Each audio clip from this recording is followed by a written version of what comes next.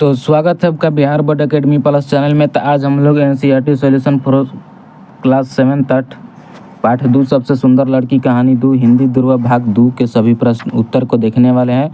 तो ध्यानपूर्वक देखिएगा, जिसमें अभ्यास है पृष्ठ संख्या 9 से।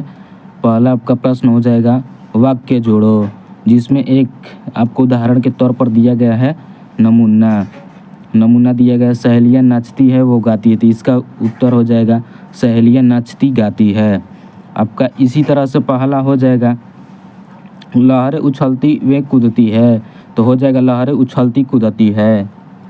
और आपका ख हो जाएगा ख सब बच्चे हंसते हैं वे खेलते हैं, तो सब बच्चे खेलते हंसते खेलते हैं आपका हो जाएगा। इसी तरह से ग हो जाएगा ग मेरी माँ, ग हो जाएगा मेरी माँ पढ़ना जानती है वह लिखना भी जानती है, मेरी माँ पढ़ना लिखना जानती है हो जाएगा। कहानी से प्रश्न नंबर 2 आपका हो जाएगा कहानी से, जिसमें आपका पहला प्रश्न हो जाएगा 2 कहानी से हर्ष और कनक छोटे पर भी समुद्र की लहरों में कैसे तैर सकते थे। तो उत्तर हो जाएगा हर्ष और कनक समुद्र के किनारे रहते थे, उन्हें तैरने का कई वर्षों का अनुभव था, इसलिए वे समुद्रों की लहरों में भी तैर सकते थे। तो आपका अगला प्रश्न हो जाएगा ख हर्ष के पिता क्या काम करता था।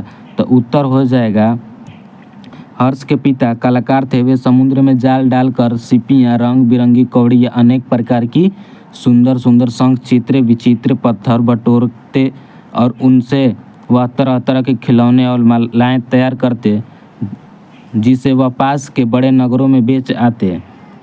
आपका प्रश्न नंबर ग हो जाएगा कनक छोटे शंखों की मालाएँ क्यों बेचती थी। तो उत्तर हो जाएगा कनक के पिता की मृत्यु हो चुकी थी, माँ मछलियाँ बेचकर घर चलाती थी।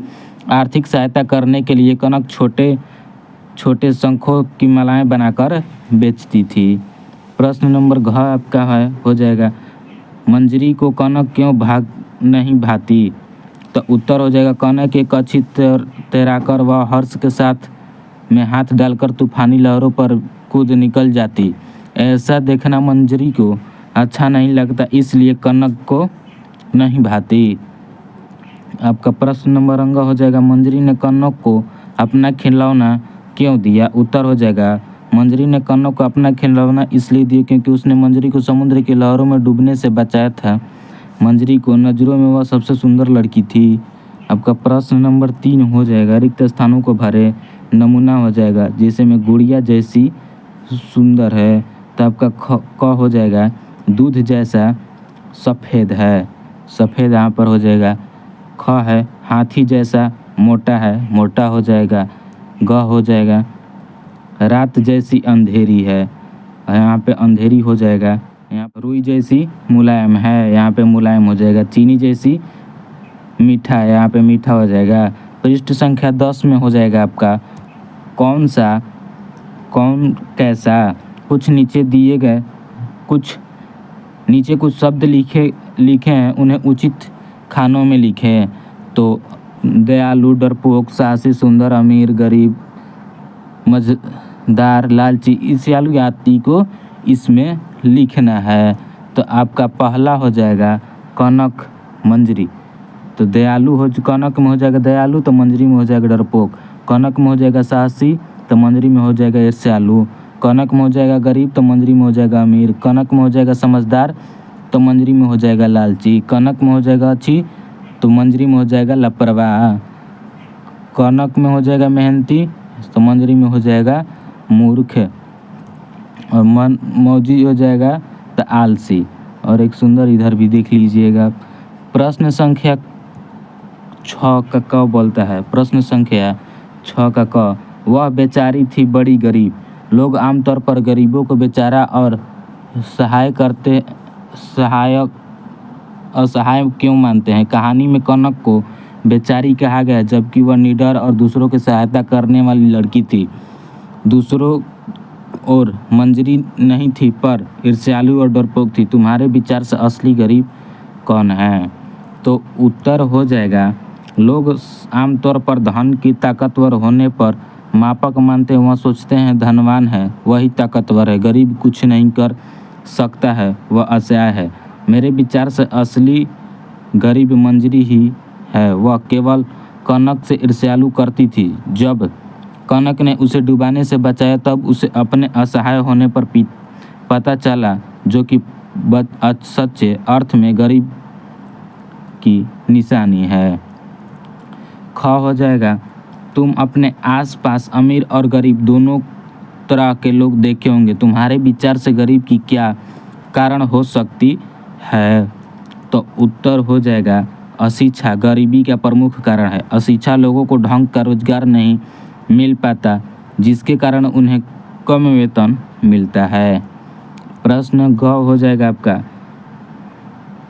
अमीर और गरीब के अंतर को कैसे दूर किया जा सकता है, कुछ उपाय सुझाओ। तो उत्तर हो जाएगा अमीर और गरीब के अंतर को दूर करने के लिए हमें इन उपायों को अपनाना होगा। शिक्षा को बढ़ावा देना होगा, न्यूनतम मजदूरी को बढ़ाना तथा इसे लागू करने के लिए कड़े कानून बनाना। तीसरा हो जाएगा रोजगार की संख्या को बढ़ाना।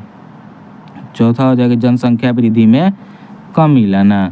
पृष्ठ संख्या 11 से हो जाएगा प्रश्न नंबर 8, भारत के मानचित्र को देखो, भारत 3 दिशाओं में समुद्र से घिरा है, उन तीनों दिशाओं के नाम मानचित्र में भरो, समुद्र के पास वाले राज्य के नाम भी भरे।